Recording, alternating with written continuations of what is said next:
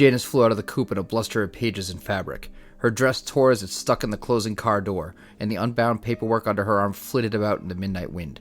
Her high heels clicked in rapid succession as she ran up the library steps. A heel slipped to the side and snapped off, and though she felt her ankle twist, she barely recognized the pain in her adrenaline and fear-filled flight. Eyes wide, Janice managed to take her keys to the falling-apart building and got the door open. Darting inside, she didn't stop to lock the door behind her as she ran straight to aisle 13C, a mostly forgotten shelf for books nobody took out any longer, and apparently where books meant to be forgotten go. It was a mistake, all a mistake. She had thought perhaps the tome had some in a random alchemical tutorial in back, perhaps something using baking soda for a snappy removal of stains. However, since taking out things had been strange. Constant shadows seemed to play madly at the corners of her eyes. Dark, stagnant-smelling forms scampering to and fro just out of conscious sight, malignant, maddening things.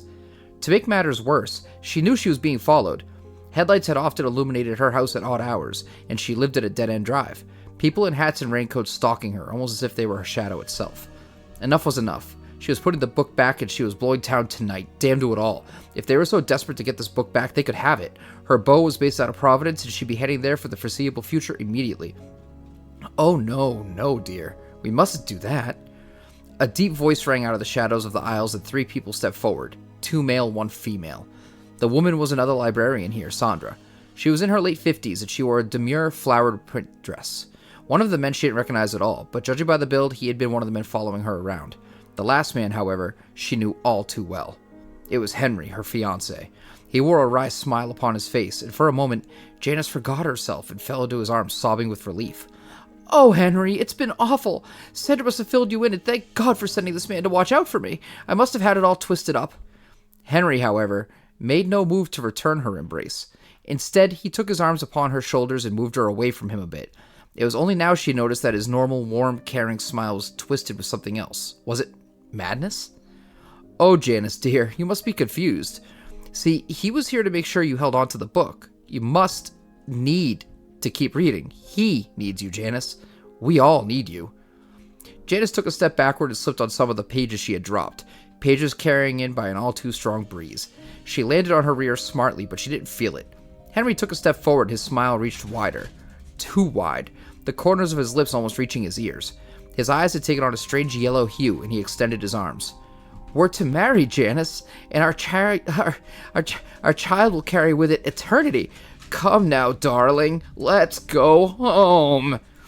Her screams could only last so long before her vocal cords gave out, and the salt water made in. A short time later, the loving couple went home. When she announced her pregnancy the next day, nobody could ignore how happy she looked. After all, she was smiling wide all day. Hey everyone, and welcome back to the Botch Pit. This is a special entry to our Beginner's Guide series, as not only are we starting to cover a new game line, but a highly requested one at that. I'm Chris the Librarian, and let's not waste any time. Call of Cthulhu 7th Edition is far from just a solid game. No, it is a well-established cult-level hit, with many fans and followers from all walks of life. It is a game based not just on investigation and mystery, but of arcane horror and filled to the brim with madness-causing creatures from the abyss that have no business looking back at you. Actually, that's not fair. The Elder Gods and Unmentionables, in all fairness, have more of a claim to exist than you. And we're going to be real here a minute. They were here before you, and they'll be here after. In Call of Cthulhu, as a player, well, you've already lost. You just don't know it yet. This isn't about stopping the end of the world as we know it, as that's just not going to happen, but more about pushing the bigger hands of the clock back as far as you can, even if it's just a second, to maintain what little hold of time we have left as a race. The older gods will have their time again, ironically enough with mankind's help. The question is, when will it happen, and will we be around to see it? If you've ever read any work by Lovecraft, the setting itself will not be anything new to you. You know the world you're walking into, and the odds of you coming out the other end sane are not exactly in your favor. In fact, the biggest trademark signature of this game is the Sanity Mechanic. Chaosium's system is definitely not based on combat. Bullets and stabbing wounds turn people to shreds in this game super easy, so, like in real life, the best bet is to avoid any of that. The real mechanic to keep an eye on is sanity, and in this game, it's paramount. You play characters, called investigators, which is also what the players are called. The person running the game is called the Keeper, which is a term I am particularly fond of. The Keeper's rulebook, that meant for the person running the game, contains all the rules and tools you need to run a game set within the 1920s, but with a little effort, or other supplemental works, you can set it whenever you'd like. The investigators spend their time drawn into a world of the occult, whether through their choice or others, and attempt to figure out truths that, to be honest again, they'd be far better off leaving alone. But what is man if not filled with hubris? However, to not get involved is to allow evil to win and push forward the clock, though the investigators really have no idea exactly the amount of things that are at stake. What they may well believe is a gangland murder of their friend from work is instead a sacrifice to the Dark Ones, trying to pull forward the tides of eternity. A husband may think his wife is dabbling in infidelity, when in reality she was promised the leader of a cult well before ever meeting you.